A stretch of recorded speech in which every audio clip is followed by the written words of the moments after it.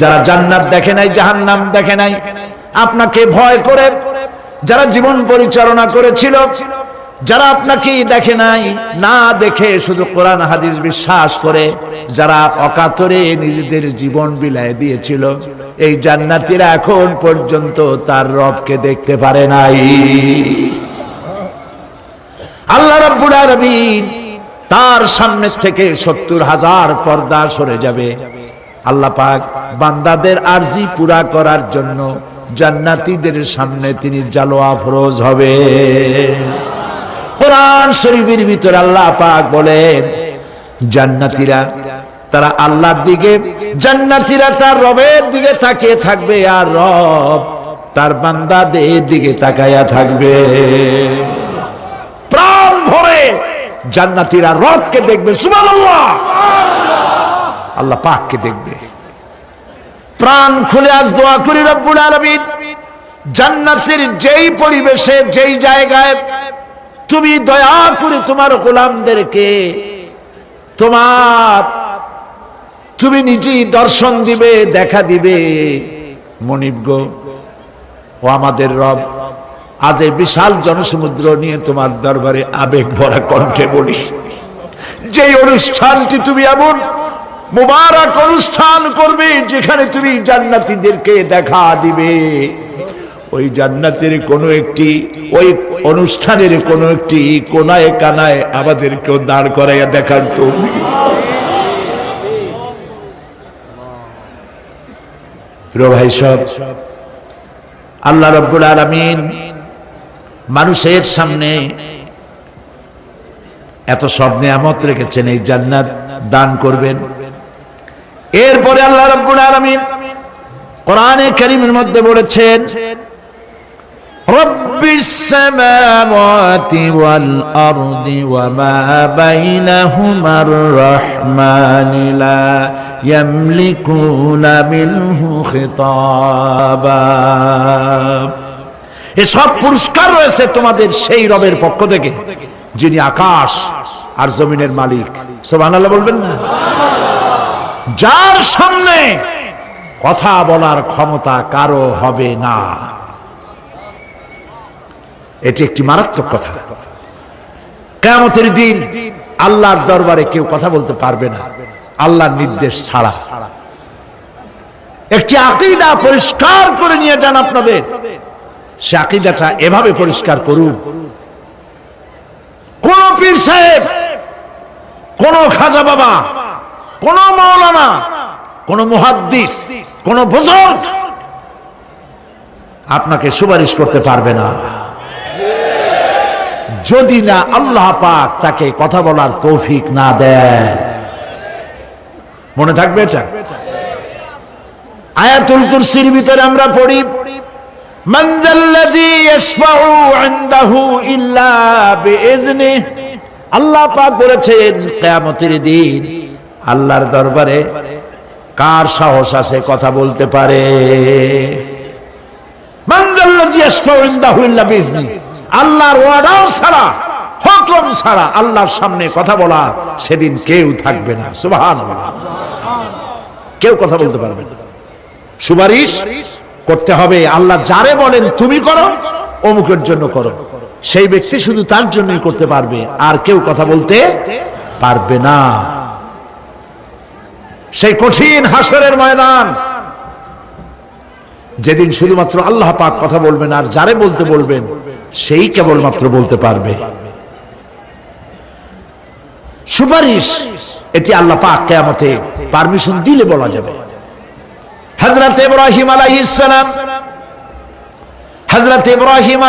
সালাম কিয়ামতের দিন তার নিজের পিতা সম্পর্কে সুপারিশ করবেন, রব্বুল আলামিন আমার আব্বার জন্য সুপারিশ করতেছি, মেহেরবানি করে জাহান্নাম থেকে তারে আপনি রক্ষা করুন। আল্লাহ রব্বুল আলামিন বলবেন, ইব্রাহিম তোমার সুপারিশ মঞ্জুর হবে না। প্রিয় ভাই সব, একটু মাথা খাটান, চিন্তা করেন। উলুল আযম পয়গম্বর, জাতির পিতা। কে জাতির পিতা? চিল্লায় বলুন, কলিজা সাফ করে ফেলুন। মুসলমানদের জাতির পিতা হাফিজ কেউ হতে পারে না।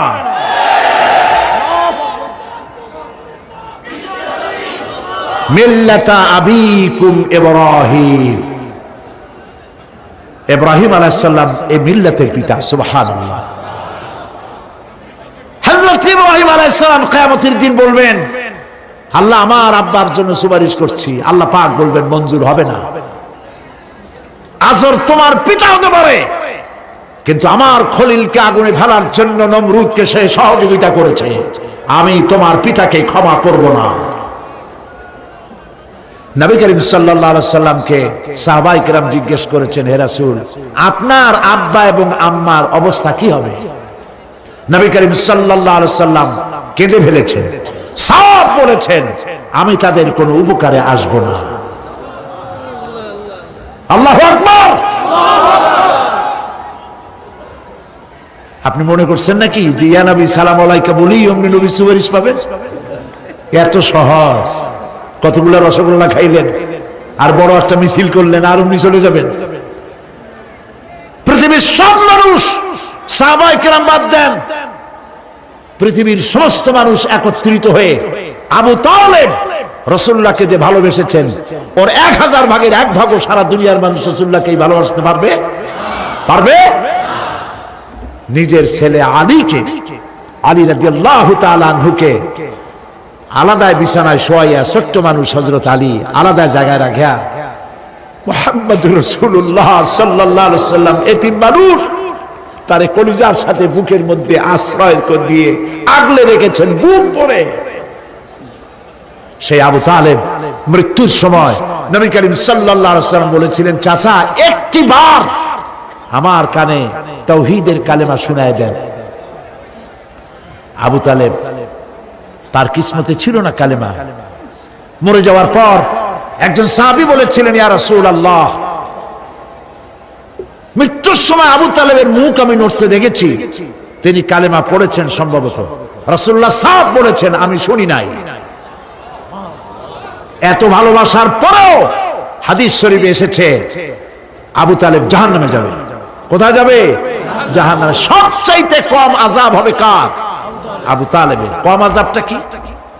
হাদিস শরীফে এসেছে কম আযাব হলো জাহান্নামের আগুন দিয়ে এক জোড়া জুতা তৈরি করে আবু তালেবের পায়ে পরিয়ে দেওয়া হবে।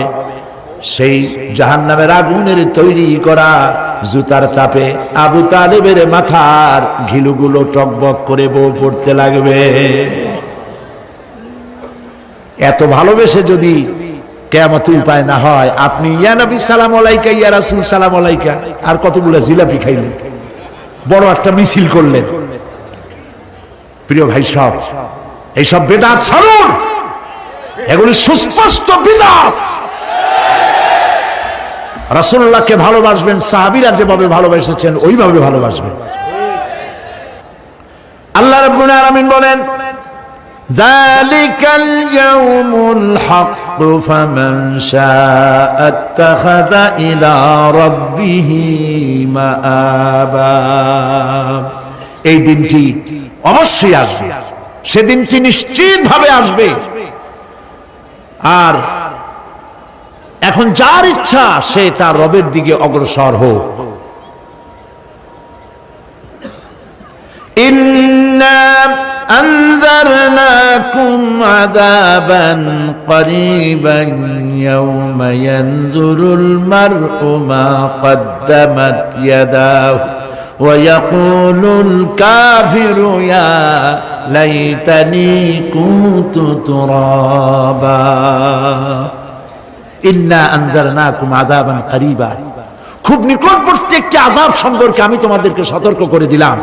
কে বলতেছেন? আল্লাহ পাক। লক্ষ্য করুন আল্লাহ কি বলছেন, খুব নিকটবর্তী একটি কঠিন শাস্তি, আযাব অর্থাৎ কিয়ামত, এ সম্পর্কে আমি তোমাদেরকে সতর্ক করে দিলাম। ইয়াউমা ইয়ানজুরুল মার'ু মা কদ্দামাত ইয়াদা, সেদিন প্রত্যেকটি লোক যা সে পাঠিয়ে দিয়েছিল এখানে, অর্থাৎ যা করেছিল সেগুলি সে দেখতে পাবে। আর তখন ওয়ায়াকুলুল কাফিরু ইয়া লাইতানি কুনতু তুরাবা। সেই কিয়ামতের ময়দানে অবস্থা দেখে কাফেররা বলবে, আহারে মানুষ না হইয়া যদি মাটি হইয়া যেতাম। যদি মাটি হতাম, যদি মানুষ না হয়ে না জন্মাতাম, আজ এই হাসরের ময়দানে এইখানে এই বিচারের মুখোমুখি হতাম না, মাটি হইলে বরং অনেক ভালো হতো। এই পৃথিবীতে আমরা এসেছি, চলে যাব, যাওয়ার আগে এই কোরআন একটি বিশাল জনগোষ্ঠী এমন বানাতে চেয়েছে যে জনগোষ্ঠী এই কোরআন দিয়ে একটি বিশাল সমাজ গড়বে, রাষ্ট্র গড়বে, এমন রাষ্ট্র গড়বে যেই রাষ্ট্রে দুঃখ থাকবে না, অশান্তি থাকবে না, যেখানে সুখ থাকবে, সমৃদ্ধি থাকবে, আর কিয়ামতের দিন আল্লাহর জান্নাতে তারা চলে যাবে। তেমন একটি সমাজ কি আমরা চাই? সবাই বলেন, সেরকম একটি সমাজ কি আমরা চাই? প্রিয় ভাই সব, কিয়ামতের দিন আমরা যেতে চাই জান্নাতে। কোথায় যেতে চাই বলেন? জোরে বলেন। এই জান্নাতে যাওয়ার জন্য দুইটা কাজ করতে হবে। কয়টা কাজ? আল্লাহ রাব্বুল আলামিন বলেন, ফামান কানা ইয়ারজু লিকাআ রাব্বিহি ফালইআমাল আমালান সালিহান ওয়া লা ইউশরিক বিইবাদাতি রাব্বিহি আহাদা। আল্লাহ পাক বলেন, যে বাজারা আমার সঙ্গে দেখা করতে চায় কিয়ামতে, দুইটা কাজ করা লাগবে। বলেন কয়টা কাজ? একটা হলো নেক আমল। কি আমল বলেন? নেক আমল। নেক আমল কারে বলে? নেক আমল করতে হলে আবার দুইটা শর্ত লাগে। এক নম্বরে কাজটা করতে হবে আল্লাহরে খুশি করার জন্য। কারে খুশি করার জন্য? একটা মাদ্রাসা বানাইছি যাতে লোকেরা বলে যে বড় একটা মাদ্রাসা বানাইছে, এই জন্য মাদ্রাসা বানাবেন, মসজিদ বানাবেন, হসপিটাল বানাবেন, যা কিছু করেন নিয়ত হবে আল্লাহকে খুশি করা। নিয়ত হবে কারে খুশি করা? আল্লাহ পাককে খুশি করা। এই হলো নেক আমলের প্রথম শর্ত, কাজ হবে আল্লাহকে খুশি করার জন্য। দুই নম্বরে কাজটি হতে হবে সুন্নতে নববী সাল্লাল্লাহু আলাইহি ওয়াসাল্লামের উপরে। মনে থাকবে, দাড়ি রাখবো। কেন রাখবো? রাসূলের সুন্নাত। রাখবো কারে খুশি করার জন্য? আল্লাহ খুশি করার জন্য। রাখবো কার মতো? রবীন্দ্রনাথের মতো, কার্ল মার্কসের মতো, কবির মতো নয়। রাখতে হবে কার মতো? নবীর মতো। বুঝে নেন, কাজটা হতে হবে আল্লাহকে খুশি করার জন্য। দুই নম্বরে কাজটা হতে হবে সুন্নতে নববী সাল্লাল্লাহু আলাইহি ওয়াসাল্লামের উপরে হতে হবে। তাহলে এই হলো এক নম্বর। জান্নাতে যাওয়ার জন্য, আল্লাহর সাথে দেখা করার জন্য এক নম্বরের কাজ হলো নেক আমল। বলেন এক নম্বরের কাজ কি? দুই নম্বরের কাজ ওয়ালা ইউশরিক বিইবাদাতি রাব্বিহি আহাদা। আল্লাহ রাব্বুল আলামিনের ইবাদতের সাথে কাউকে শরীক স্থাপন করা যাবে না। আমরা যারা মুসলমান, অধিকাংশ মুসলমান শিরকের ভিতরে মুবতালা হয়ে আছে। বিশ্বাস করেন কিনা বলেন? কাফেরেরা তো মুশরিক আছেই, ওরা তো মুশরিক আছেই, কিন্তু আমরা মুসলমানেরা আমাদের আমলের মধ্যে, আমাদের অজান্তে সবের নিয়তে অনেক শিরক আমরা করে বসি। নাউজুবিল্লাহ। বলেন নাউজুবিল্লাহ। এই জন্য আমি বারবার সতর্ক করি, নিজেকেও করি, আপনাদেরকেও করি। এই কারণে করি, শিরকের গুনাহ আল্লাহ মাফ করবেন না। ইন্না শিরকা লাযুলমুন আযীম। শিরক মস্ত বড় অপরাধ, জুলম, আল্লাহ মাফ করবেন না। আল্লাহর কাছে কাঁদতে কাঁদতে মাফ চাওয়া লাগবে যে আল্লাহ শিরক থেকে আমাকে রক্ষা করো, বাঁচাও। অনেক গোপন শিরক আছে। মাজারে যান, পীর সাহেবের কাছে যান, মনে যদি নিয়ত থাকে উনি ফু দিলে আমি ভালো হবই, উনি তাবিজ দিলে আমার বাচ্চা হবেই, উনি আমারে দয়া করলেই আমার ব্যবসায় উন্নতি হবেই, এইটার নাম শিরক। এটার নাম কি? ওয়াইজা সাআলতা ফাসআলিল্লাহ ওয়াইজা ইসতাআনতা ফাসতাইন বিল্লাহ। যা বলার আল্লাহরে বলো, আর যা চাওয়ার কার কাছে চাও? চিল্লায় বলেন। কলিজাটাকে পরিষ্কার করে যান আজকের মাহফিলে। এই কলিজায় কারো প্রতি কোনো ভয় রাখবো না আল্লাহ ছাড়া। ভয় করবো কারে বলেন? মহব্বত আল্লাহ ছাড়া, এত বেশি মহব্বত আর কাউকে করবো না। আল্লাহ তাআলা আমাদের কলিজায় তোমার ভয় এবং মহব্বত দিয়ে ভরে দাও, রাসূলের মহব্বত দিয়ে আমাদের দিলকে ভরে দাও। বিশ্বাস করুন ভাই সাহেব, কোরআন শরীফ আমার সামনে, বিশ্বাস করুন, দেশি পীর বিদেশি পীর, খাজা বাবা দেশি এবং বিদেশি, কেউ আপনার ভাগ্য বদলাই দিতে পারবে না। এই পিছনে দৌড়ায় দৌড়ায় কোনো লাভ নয়। এতক্ষণ মসজিদের ভেতরে বসে আল্লাহর কাছে কাঁদেন। ওয়াকালা রাব্বুকুম উদউনি আস্তাজিব লাকুম। তোমার রব বলেছে আমারে ডাকো, আমি ডাকের সাড়া দিয়ে দেব। সুবহানাল্লাহ।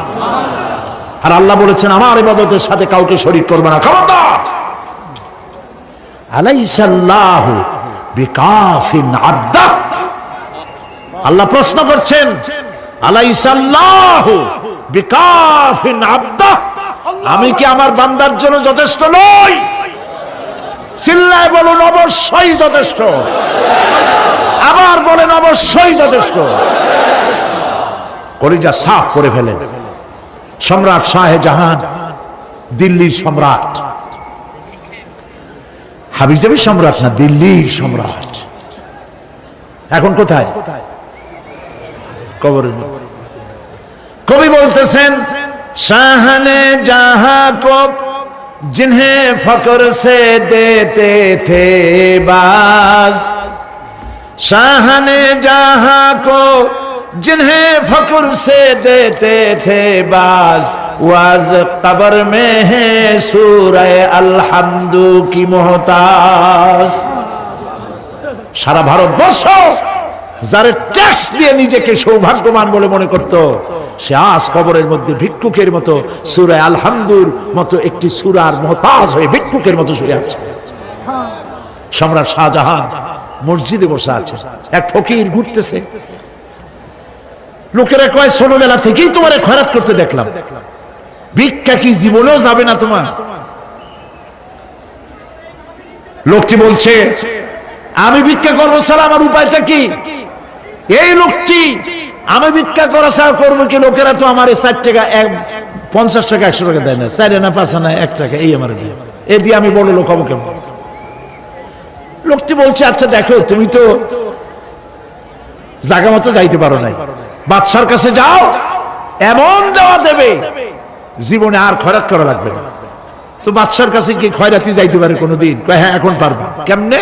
কয় সম্রাট শাহজাহান এখন একা একা মসজিদে আছেন। তখনকার এসব বাদশারা অনেকে নামাজি ছিলেন, দিনদার ছিলেন।